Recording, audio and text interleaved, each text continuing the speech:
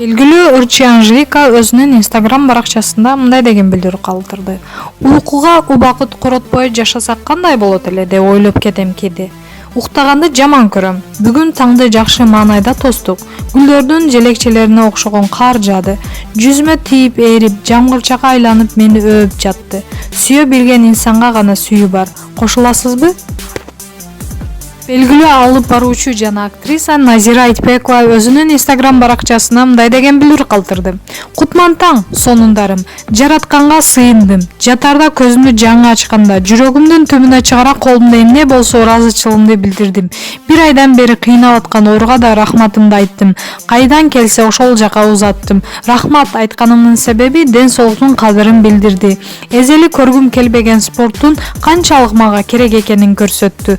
Адатта маани бербеген нормалдуу көрүнүш катары кабыл алган ар бир организмим керек экенин жана аларды сүйүп, ар бирине туура тамак, витаминдер менен кам көрүшүм керек экенин түшүндүрдү.